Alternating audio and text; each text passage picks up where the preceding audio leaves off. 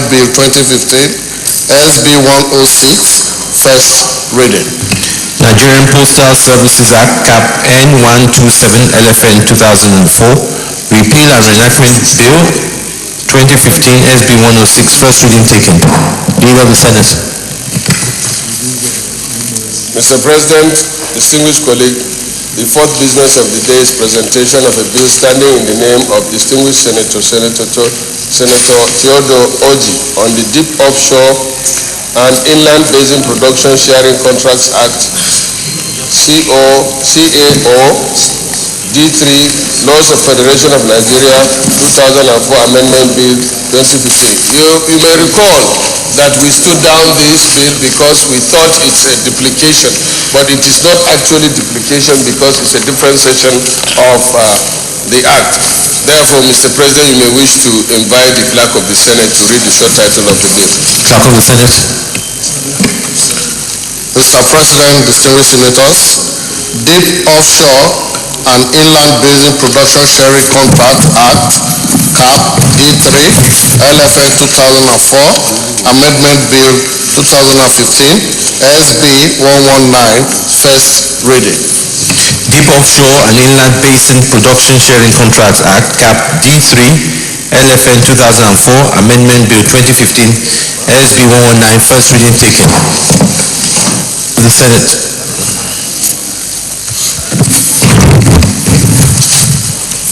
Mr. President, distinguished colleagues, the fifth business of the day is the presentation of a report on the ethics and privileges and public petition on alleging cases of fraud against Right Honorable Chubuike, Rotimi, Amaechi. Mr. President, with your permission, we may wish to move the motion for the Senate to receive the report of the Committee on Ethics and Privileges and Public Petition. So I'm about to make a report. Senator Samuel.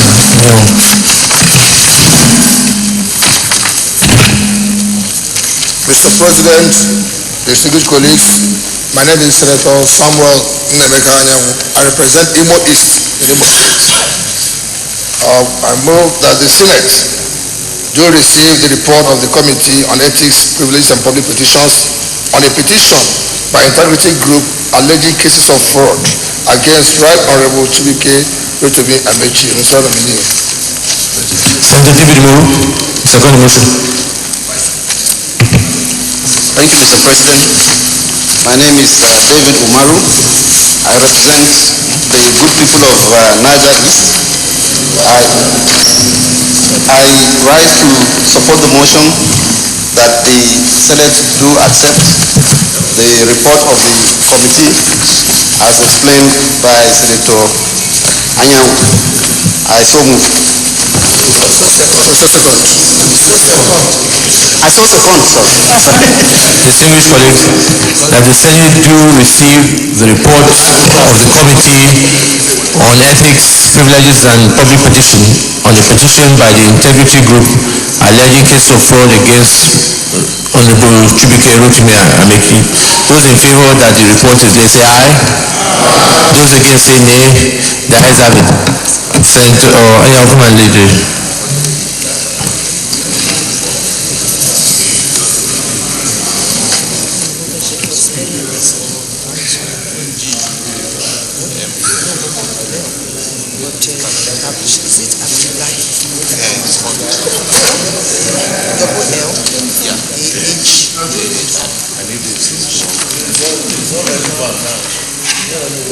Leader of the Senate.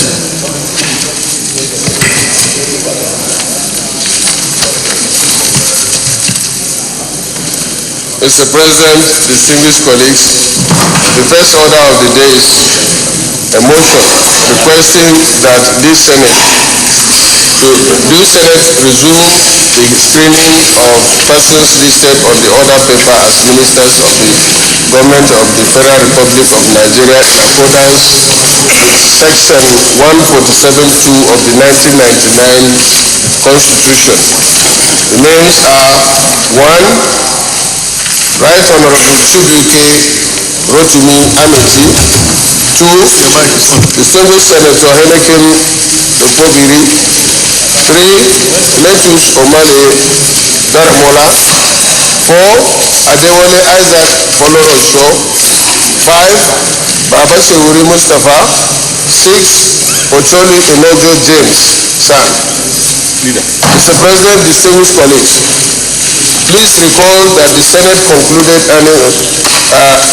screening of 20 nominees for the ministerial appointment on Tuesday, 20th October 2015.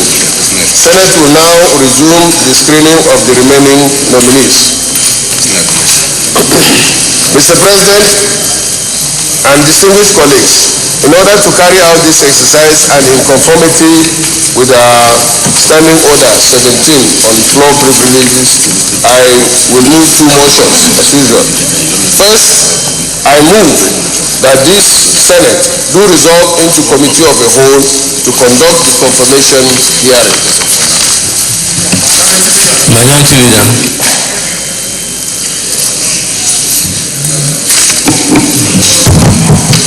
Mr. President, I rise to support and second the motion that this Senate do resolve into the Committee of the Whole to commence the screening of the ministers. Distinguished colleagues, those in favor that the Senate do resolve to Committee of the Whole to conduct the confirmation hearing say aye. Those against say nay. The ayes have it. Secondly, Mr. President, I move that this Senate do suspend all relevant sections of our Standing Order to admit nominees and the Special Advisor to the President on National Assembly matters, the National Chairman of our Great New Change Party, the former presiding officer of the National Assembly, the person of Right Honorable Bala Nala, Gali Abba, and other interested persons into the chambers. I so move. Mr. President, I rise to second the motion moved by the leader that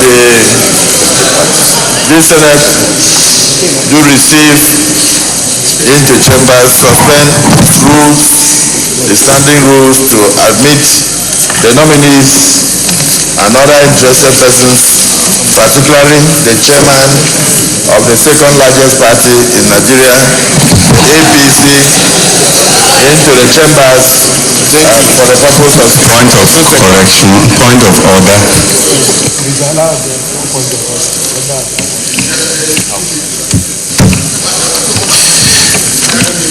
Distinguished colleagues, those in favor of the motion that the Senate do admit the nominees and the advisor to the President, the chairman of the APC, and the former Speaker, Granaba, into the Senate chamber, say aye.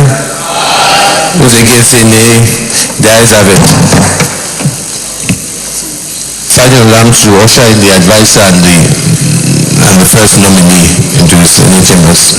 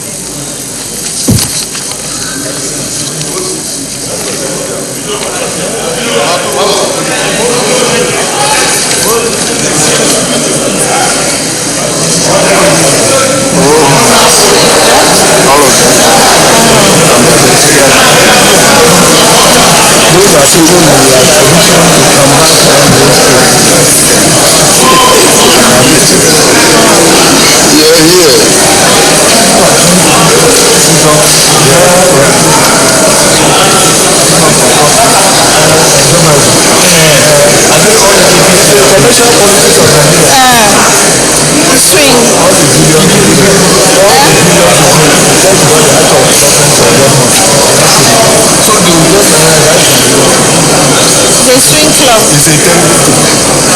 You can do that by just leaving office for 1 month. Yes. I'm telling you. It's like a hunger. Yes. No integrity. Please take your seats. Please take your seats.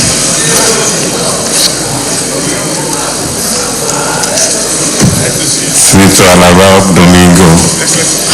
No, they can't sit here now.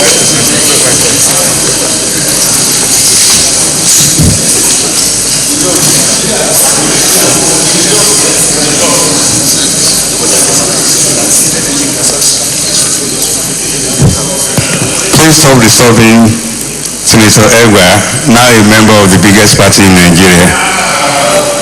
Alright, sit down. Because you lost. Alright. Mr. Chairman, sir. Mutari? Mr. Chairman, sir. The committee of the whole is set. Thank you very much, Chief Whip. Distinguished colleagues, the first nominee we have was this morning is Honorable Chubuike Rotimi Amaechi. Honorable Chubuike Rotimi Amaechi, you're welcome. We have your CV. We want you to give us a brief introduction of yourself. If there's areas in your CV that you want to highlight or there are parts that have been omitted, please tell us. And then after that, we'll take a few questions. Let's see the President of the Senate, Your Excellency, the Deputy President of the Senate, Your Excellency, the Leader of the Senate, Your Excellency, the Minority Leader of the Senate, and my former colleague, former Governor of Akwa Ibom State, the distinguished Senator George Sekibo, who happens to represent my senatorial district,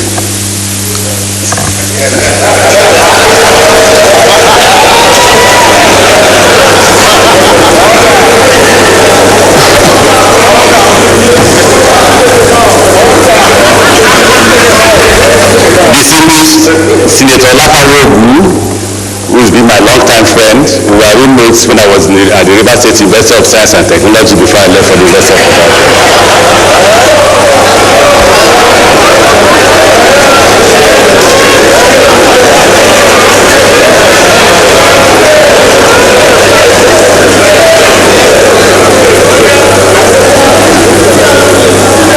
distinguished Senator Tanga Didozo, who happened to be my former Commissioner for Finance when I was the Governor of Rivers State.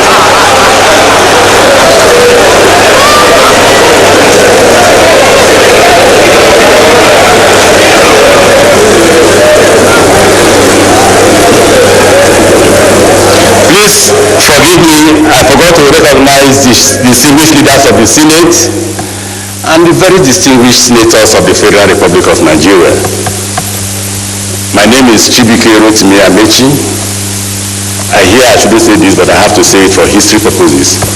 I happen to be one of the first Nigerians to have served as Speaker for 8 years.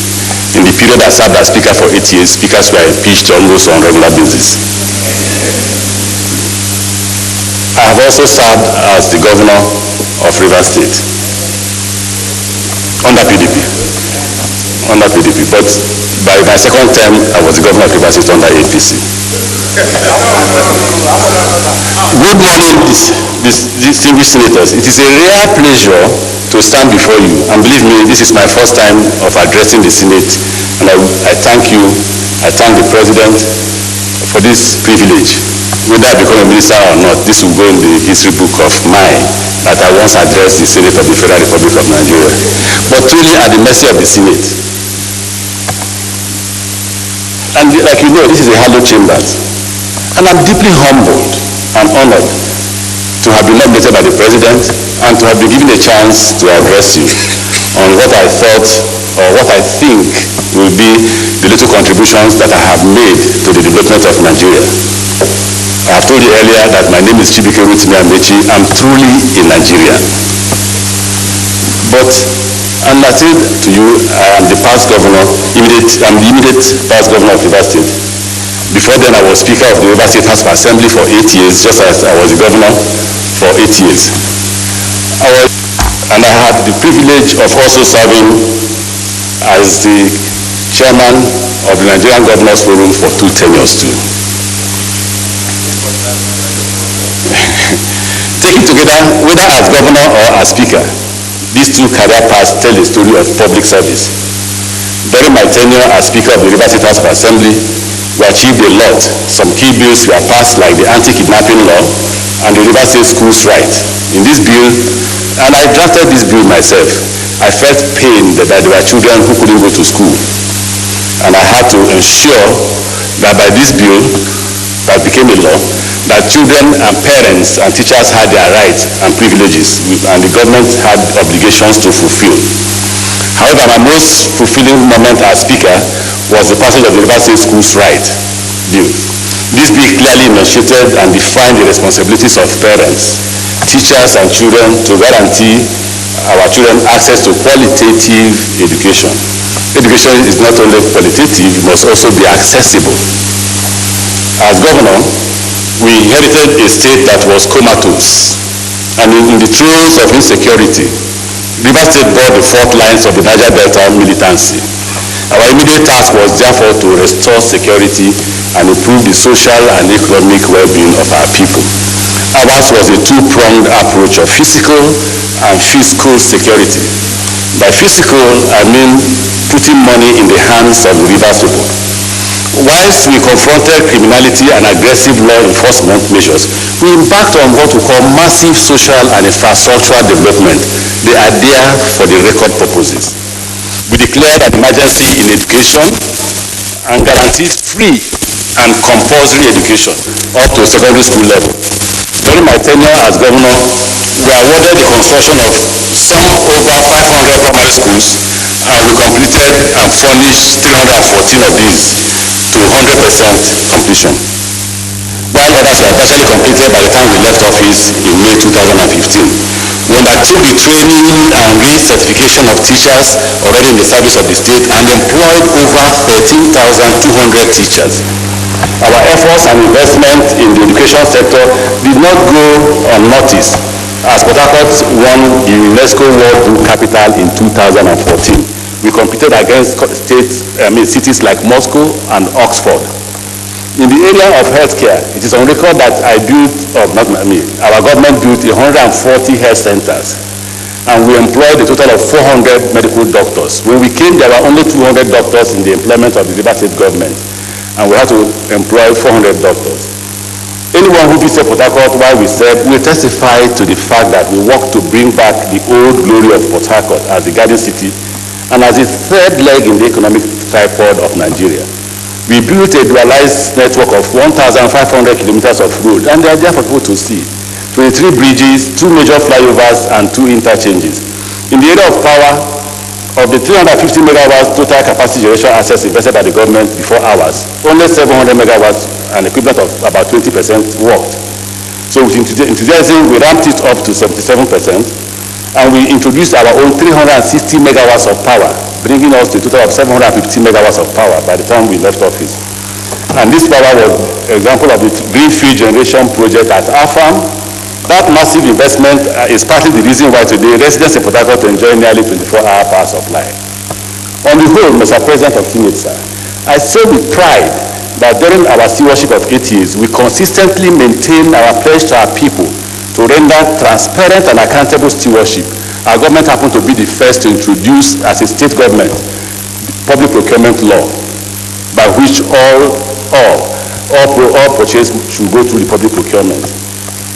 To guarantee that we did not deviate from that pledge, we are the first state to pass a fiscal responsibility law, and that is also on record. We adopted the fiscal responsibility law of the federal government and the Rivers State Bureau of Public Procurement law. Both laws stem from executive bills, and we are pleased that we maintain our stance of surrendering the power of the governor to award contracts until the end of our tenure. Mr. President of Senate, sir, distinguished senators, it is therefore fair to say that under my leadership as governor of Rivers State, we redefined governance and repositioned Rivers State as a destination choice to live, work, and do business.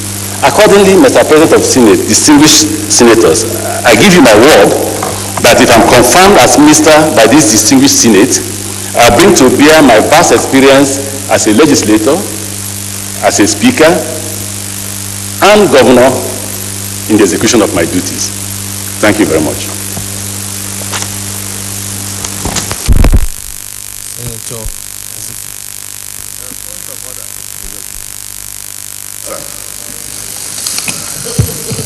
Point of order. Yes, thank you, Mr. President.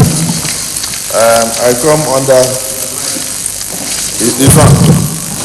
My name is Gosio Akpabio, by God's grace, the minority leader of the Senate of the Federal Republic of Nigeria, the A Senate. My point of order is under Order 43, and with the indulgence of the Senate President, I would like to read Order 43. Read. By the indulgence of the Senate and the leave of the President of the Senate, the Senator may make a personal explanation, although there may be no question before the Senate, but no controversial matter may be brought forward, nor may debate arise upon the explanation. My eyes, Mr. President, I don't intend to bring any controversial issue. And I want to take the indulgence to point out that the PDP senators and the caucus seated here will not have any question for the nominee, because we have just received the report of the public commission bordering on issues on fraud, corruption, and all sorts of things from the Ministerial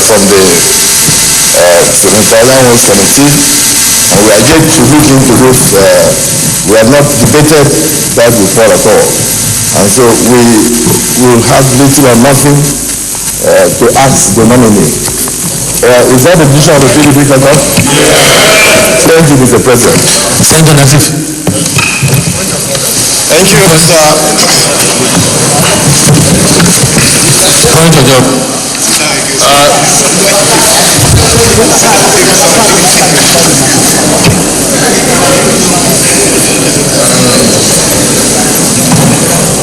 Mr. President, distinguished colleagues, Mr. Chairman, my point of order is basically on order 53.9. 53.9. And by the position and by the grace of God that I occupy as the Senate leader, I want to guide the Senate properly. The committee report has been laid by a committee that we assigned to do the job of ethics and privileges. And the procedure is, after laying, we will make copies of that report. This is a confirmation hearing. It does not stop the confirmation hearing. But we are glad that you are saying that you are not asking the nominee question. We might as well, as the Speaker and the former governor, ask the nominee, take a bow and go.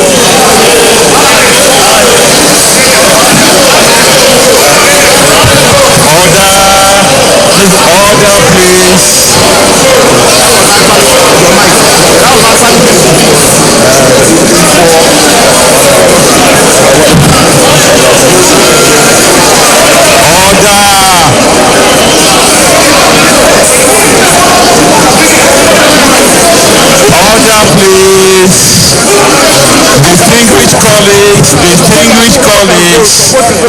Distinguished colleagues, minority leader, you have not been recognized by the Senate President.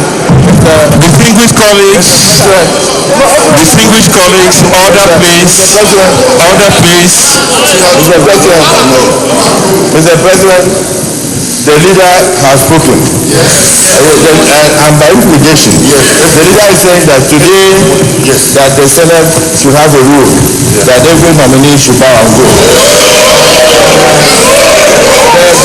The Senate, Order please. Please let the minority leader speak. Order please. What we said, Mr. President, please let me explain. Maybe the leader did not hear me well. We are not saying that you cannot ask questions. You can ask questions. But we are saying Order please. Order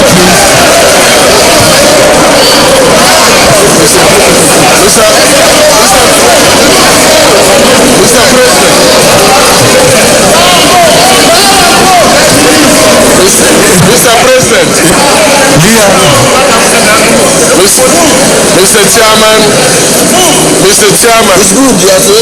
Mr. Chairman and distinguished colleagues, as I said, I raise two orders. One is my responsibility as the majority leader. Two, on that order that I raise. The gentleman you see here as a nominee is my responsibility to market him here before the Senate. You people that are given the privilege to ask questions, you said, no, I'm sorry, sir. These people, you know these people. Who is these people? Who is these people? Who is these people? leader, please put off your mic. Leader, sit down. You are saying who is these people? Distinguished colleagues. He has to withdraw that statement. Distinguished colleagues. Who are these people? He has distinguished. He has to withdraw the statement. The minority. Let him withdraw the statement. Mr. Chairman, Minority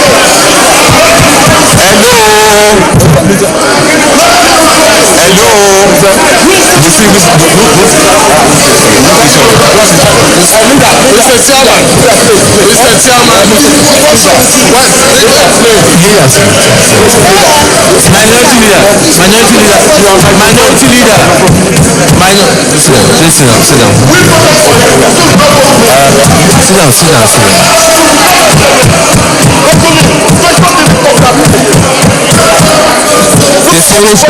Distinguished senators.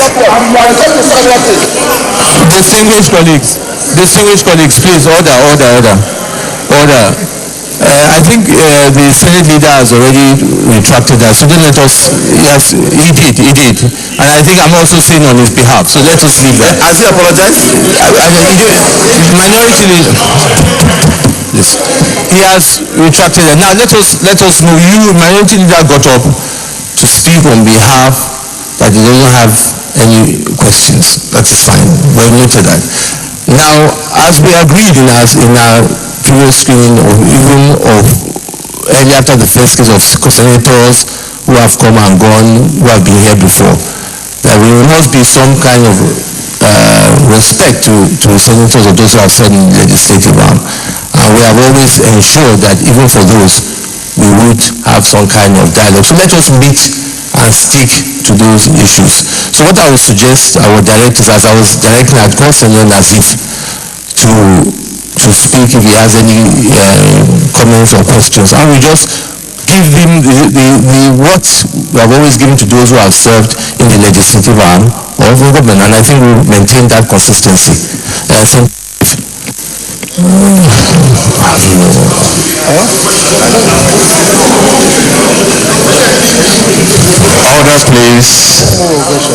Order, please. Mr. President, very distinguished colleagues, my name is Senator Suleiman Nazif and I represent Bauchi North. Mr. Ministerial nominee, you are welcome to the Senate. Having been a former PA, SA, Speaker for 8 years, Governor for 8 years, DG presidential campaign that saw to the victory of the All Progressive Congress in Nigeria.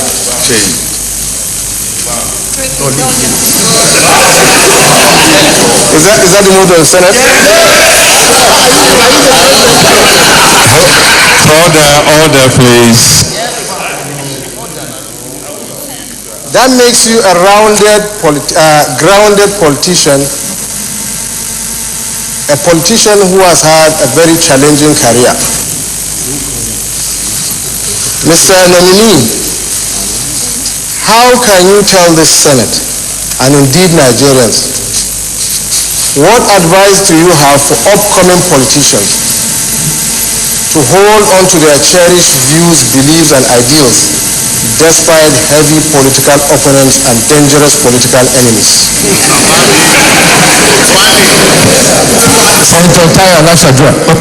I'm not finished. Oh, sorry.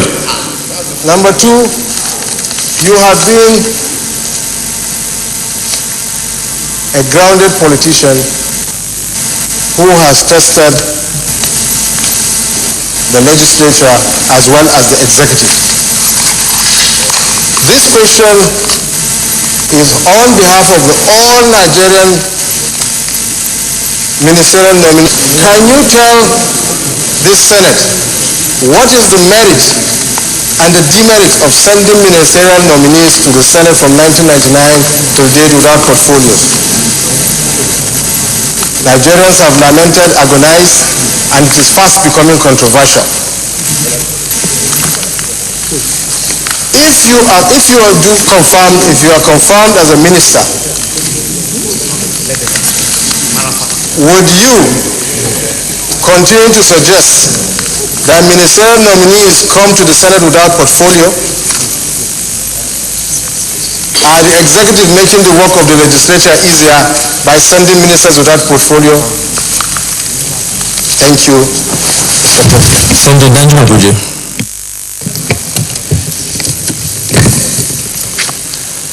Thank you, Mr. President. I am Mohammed Danjuma Goje, representing Gombe Central and Gombe State. As a former governor, like myself, and a governor of one of the oil producing states, there is this problem of you people want more allocation from federation account. In addition to the 13% reservation, amnesty, Ministry of Nigeria Delta. But whenever we ask you to account for what you get hostile. The one thing that is here, the two of you really led the fight. You don't want to account for what you get, but you want more. Now that you are living in Nigeria Delta, you are coming to the center. Do you still hold this view? Secondly, if you are confirmed as a minister, and if Mr. President decides to post you to the Ministry of Nigeria Delta, there is this controversial project, the East-West Road, which you have condemned the former minister, particularly Orubebe, for his inability to do that road. If you are posted to that ministry, what would you do differently to ensure that you complete that project? Thank you.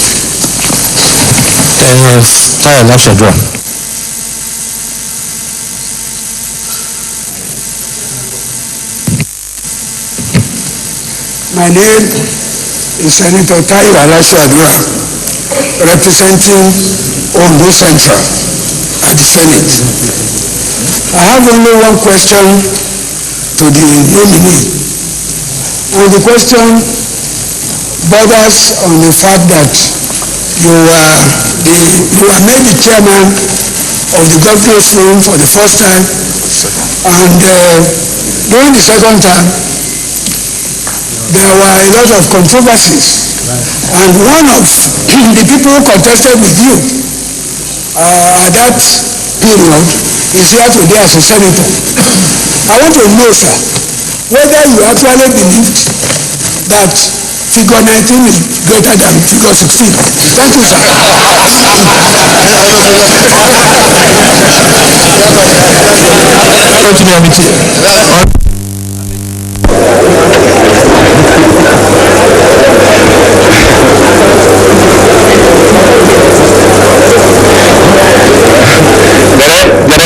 distinguished senators, the last question from Senator Masharabu is the most difficult one for me. Why I say it's the most difficult one? I don't know what I will say that will annoy my colleagues and brothers on the side of PDP. When I woke up this morning, I woke up on the bright side as a Christian. I prayed and I sought to wear a cloth I've never worn before. So I wore this, believing that with the spirit of peace, I will answer questions that will be very peaceful. I will start with that question, even though I would like to jump to the first one after the last one. The Governors Forum acted as a check to executive recklessness. The Senate President was the chairman and aided with other governors who are here, including Goji and others, to make me the chairman of the Governors Forum for the first term. It happened in Kwara. And we checked the excesses, including the expenditure of the oil subsidy. There is a case in court up till now stopping the federal government from drawing money from the Federation account to fund oil subsidy. Because we believe that if we stop the federal government from drawing state and local government money, federal government will not be able to bear the cost and will therefore remove oil subsidy because of the level of corruption. Unfortunately, the case is yet to be heard. Then I think, and that's why I say it is linked to the first question. I think that the radical posture of the Governors Forum led to the former president asking me that I have turned the Governors Forum into a union. See, it's no longer Governors Forum, it's now a trade union. And all we are doing is defend the rights of the people of Nigeria and ensure that the money accruable to the country was judiciously utilized. I think the former president didn't like it, right? He didn't like it.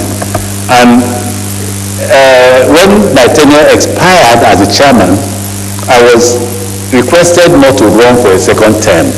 And I felt that as a Nigerian, I had the responsibility to exercise my rights as a governor. So I put myself forward for the election. And if you saw the forces against me, you will actually think that I will lose. Let me quote my brother and, in fact, my elder brother and friend, Senator His Excellency Jan. He said, but North-East Zone supported me, North-West Zone supported me, North-Central Zone supported me, South-South supported me, South-East supported me. So how did you win? You did not win, 16 versus 19. I said, but I won. I have the 19 votes. And the rest appears to be history. But the basic reason why that happened is because of the radical posture we took. Let me jump to the first question because it's quite interesting. The first question has been quite difficult in my political career. It's been quite difficult in my political career.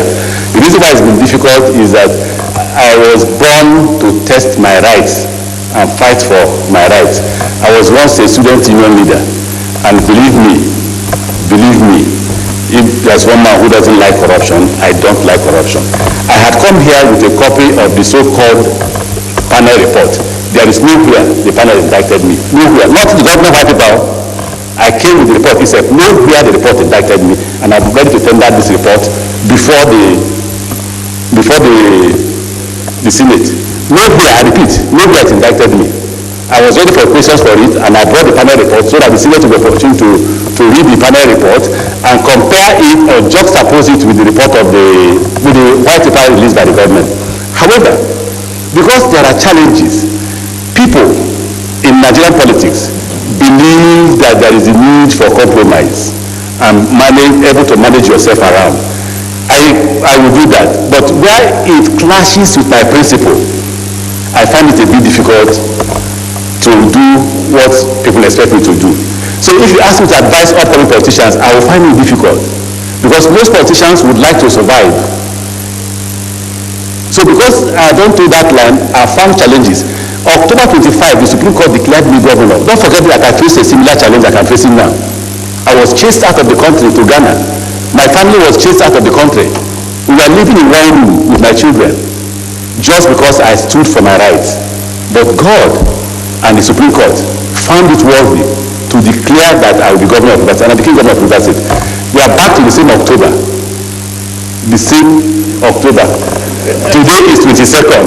I hope that before the 25th or on the 25th, this Senate will find me qualified to be the Minister of the Federal Republic of Nigeria. So I thank Senator Nafi for the question.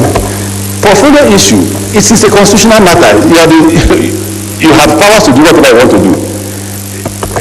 The Attorney General in my former boss's government once told the governor, Dr. Peter Dele, you know, whatever the institution says you are, that's what you are. If they say you're a woman, you are a woman. You may be like a man, but if they say you're a woman, you're a woman. So if the legislature wants ministers to be nominated with portfolio, then they should make that amendment in the Constitution. If it's not there in the Constitution, then the president can only apply his powers as allowed to him by the Constitution. Would I, as a former legislator, be happy? I'll be glad if I see a list with portfolios. That way everybody knows where it's going. For instance, you don't know where I'm going, so you don't know where to ask me about my expertise in education, or my expertise in health, or my expertise in Niger Delta, like he did ask. That's my position on that. For my colleague and brother, my former colleague and brother, because now he's a senator and I'm not. I remember one day we had a conversation, Senator Goji and I. He came banging to my house and was very angry with me. And I said, after he finished shouting at me, I said, please, respect me, I'm a governor. He said, have you been a minister before?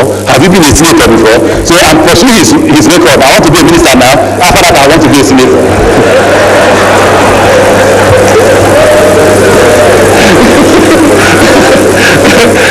And I told the story. He wanted the president to come to his state for campaign, and I was choked with the program. He didn't even know that behind him, I had canvassed for the president to go to Gombe, and I had put it on the program for the president to go to Gombe. I don't know who told him that I did not. So he came banging, very angry, and he had abused me enough. And I thought, I said, please respect me, I'm the governor. He told me, have you been a minister before? Have you been a senator before? I'm a senator of the Federal Republic. Even at that, I'm a senior governor. I say, yeah, a former governor. Okay, then. If you followed me after we visited Germany, you know that my views changed slightly. What was my former view? I believe that the resources in the resources are in the Niger Delta, and their fair share is necessary. You shouldn't deny them that. That's why there is militancy. I believe that if you don't address social justice, the country will not be the same. When we moved to Germany and I saw how they raised their funds, I felt, therefore, that our dependence on these natural resources is unnecessary. And I believe that we should draw a poverty line. Any state that does not have, let's say for instance, that no state will collect anything less than 5 billion from the national revenue. If any state goes below 5 billion, all of us should contribute to make sure that state gets up to 5 billion. That's my new view. That's my new position on that. What was the answer? If I become Minister of Niger Delta, in fact, East-West Road is not just for Niger Delta. It's an economic road that leads to economic prosperity for Nigeria. If I become the Minister for Niger Delta, that will be the first road to be completed. Thank you very much.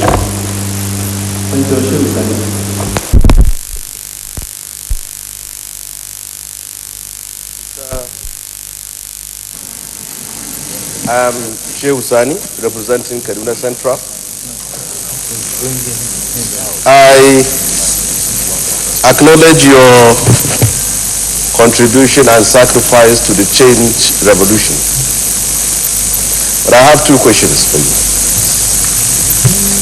First of all, whatever you said here is listened to by millions of people within and outside of Nigeria.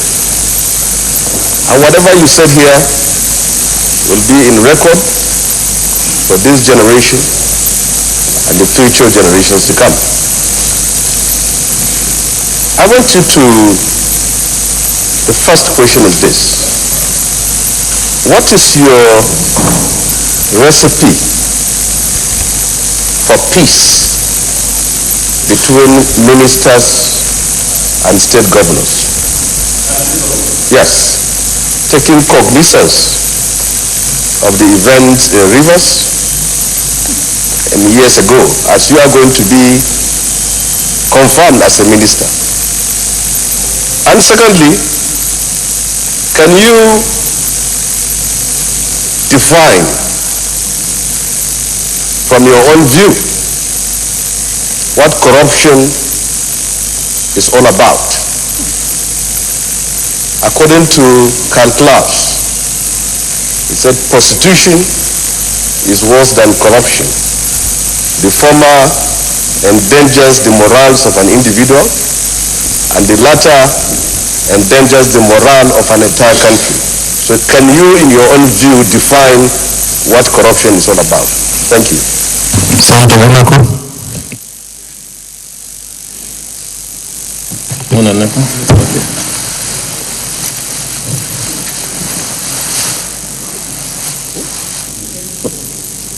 The Senate President, my colleagues, the nominees. My names are Aliyu Magatakada Wamako. I hope you can remember that name. Representative of Sokoto Central Constituency of Sokoto State. Thank you. Mr. Nominee, one of us who formed a pressure group as governors to go around the country meeting our elders and leaders, advocating for good governance, transparency, and rule of law.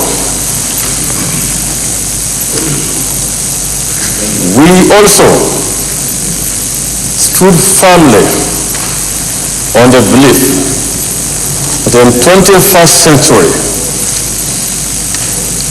Nigerians should standard. Our diversity should be a source of strength and not otherwise. If eventually upon which I'm confident we are going to be confirmed, what will you do in your first 100 days? Set up an example of those of us in that group. That the unity we are yearning for, that the rule of law we believe in, that the good governance work the Nigerians are yearning for, has really or is being realized by the new dispensations. Thank you.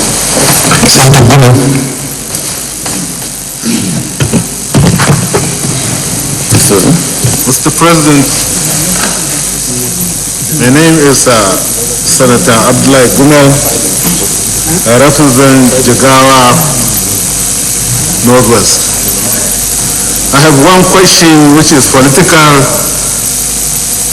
I wanted to ask the nominee. As the Director General of the presidential campaign of APC, tell us the experiences you had when suddenly you sweep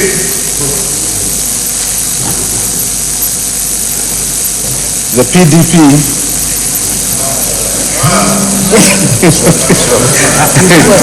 you swept the PDP from the leadership of this country. Please. Senator Shafa.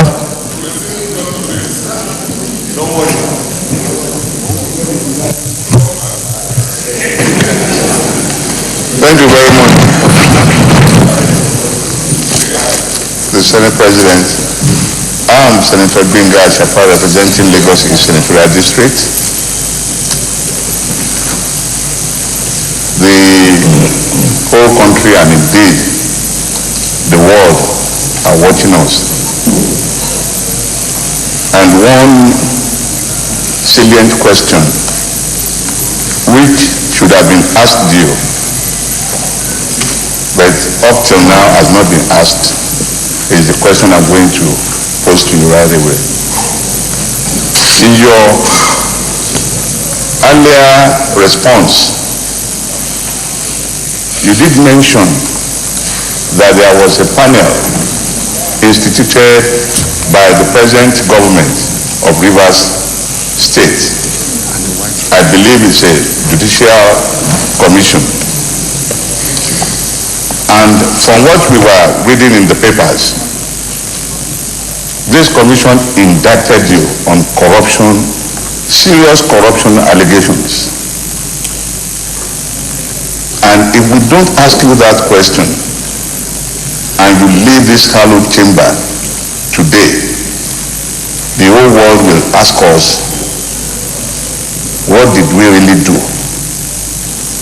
I want you to expose the details of these corruption allegations so that your personality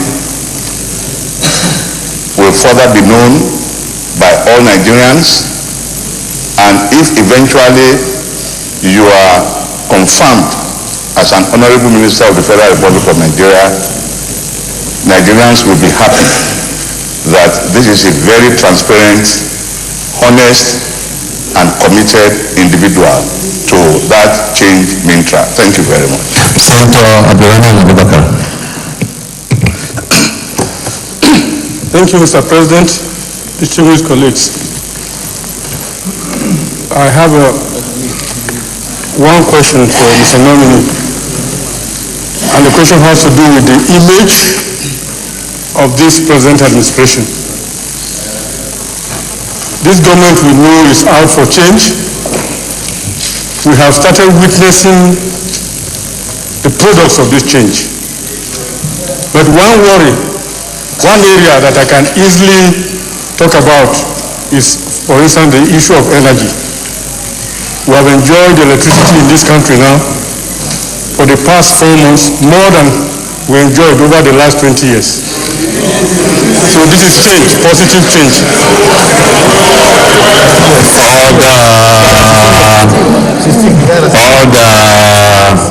My question now, distinguished colleagues, my question now is, one worry that this government also has is the issue of massive unemployment. So if you are confirmed as a minister of the Federal Republic of Nigeria, how would you contribute? How will you bring your charisma to bear on the determination of this government, to reduce unemployment in this country and create better life for our citizens? Thank you very much. Next question, sir.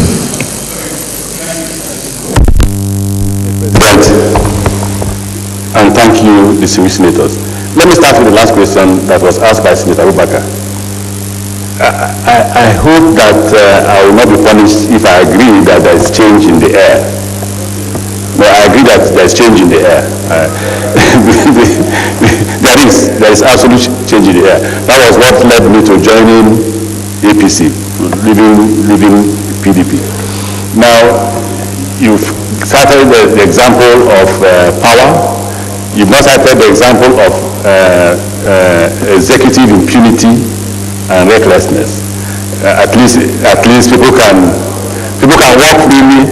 As governor of Rivers State, I had no police attached to me. I think those ones have been taken care of now. When we deal with the issue of massive unemployment, we deal with the change in the economic mantra. The mono-economic situation that we have, monocropping economic situation that we have cannot survive.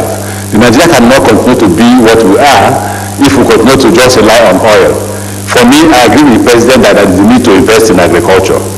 When we went to Germany, there was no natural resources that we met. Now, if we invest in agriculture and invest in technology, you would hire as many workers as possible. In the course of campaign, I discovered that in Boronu, we were seeing watermelon that were grown naturally. If you plant just 100,000 hectares of watermelon in Boronu, if you encourage it by disbursing funds to responsible farmers, and you have 100,000 hectares of farmland planting watermelon alone in Boronu, you can be sure to engage more than 30,000 workers. You can be sure to engage more than 30,000 workers. If you do a similar thing around Kano and other parts, look at the first, what crops can be suited in which area, and you encourage farmers with funding, because problem is the fund from the banks and the interest rate. So government must invest in that regard. If you do that, sir, you get employment. Did we do that in River State? The answer is yes. We established 2 farms. We established a farm for trading. We established a banana farm. And we employed the time I feel happy is when I go on inspection and I see men, women queuing up to be hired on daily basis. And they are paid on daily basis. I think that we must diversify the economy. Mining is another area that God has blessed us, that we need to do that. And we also need to invest in education, because some of these people are unemployable. We need to invest hugely on education. Did you do that in River State? Yes. For 4, 5, 6 years, our budget was highest in education in River State. So if this happens, sir, I think we will employ quite a large number of workers. Secondly, you must improve on what I call the social rights of the people. If you improve on social rights of the people, there will be peace. If you have peace, there will be investors. You must have power, whether we like it or not. If you don't have power, there will be no industrialization.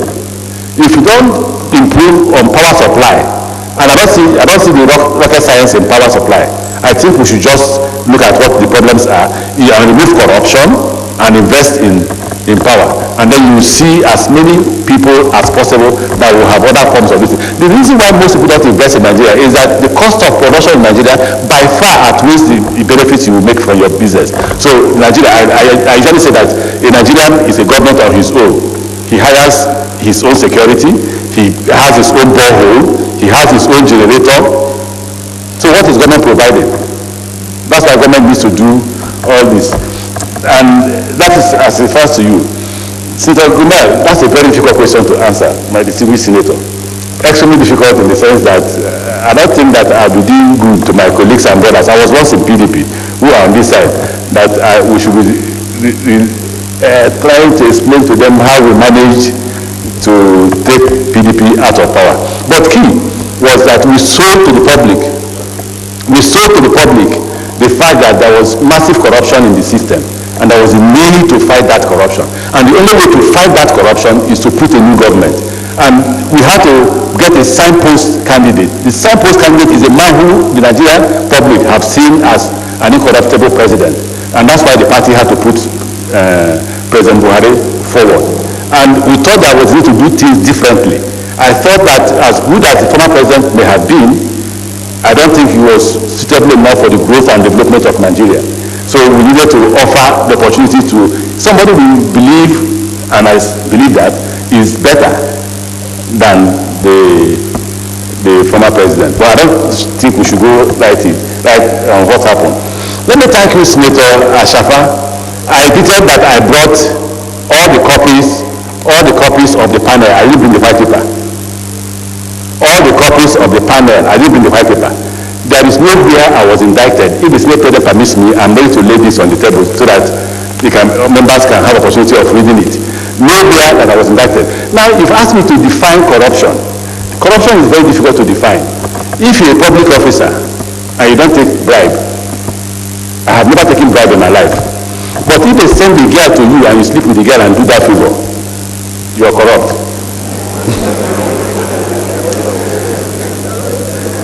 But I don't know that. They think that corruption is only when you collect bribe. Corruption is a very wide concept.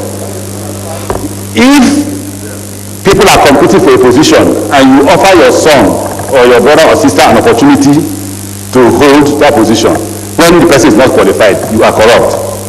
So it's difficult for me to define corruption, sir. I hope that I've been able to put things a bit the way I thought I should define it. Let me thank Senator Wanako. What will I do to ensure that when we talk about unity, diversity, good governance and all that, there must be consequence for actions taken by anybody. If we begin to punish people who disobey the law or the constitution, then we will keep our unity. Believe me, the truth is that the Ikure man in my village has nothing against the Hausa man in Sokoto. The fight is among the elites. And the fight among the elites is not because you're from Sokoto or I'm from River State. If you bring the money and me and you are sharing, we know you're from Sokoto, you know I'm from River State. What we know is the money. So the unity is there. It is the quarrel among the elites on the issue of power sharing and capital sharing. I think that's all, sir. No, you talk what's the recipe for peace between the governors. Again, it depends on both the governor and the minister. Some ministers get appointed, and if they were in the past, if they were nominated by their governor, suddenly form their own group and begin to fight the governor. And when they do it, they use what they call federal might. So the commissioner, I'll give myself as an example. I never saw my commissioner of police again until I left office for 3 years. For my director of SSS to come to my office or my house to see me by 12 midnight, he will wear face cap and put the front behind, hire a taxi and drive into my compound, whisper to me and run away. He will come in the taxi. The brigade commander is even the worst. I never saw my brigade commander. They hijacked him at the federal level. If we keep to the rule of law and take away impunity and allow a governor function as a governor, that will be it. Thank you very much, sir.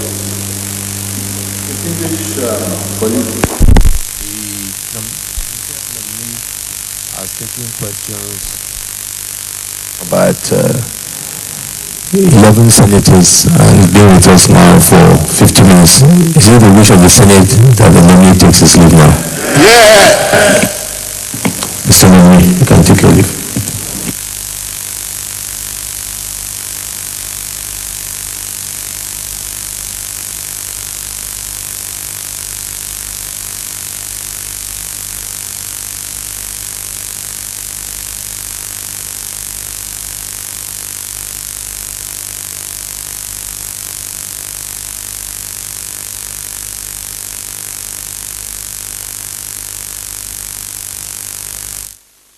You have followed it with this breathtaking session.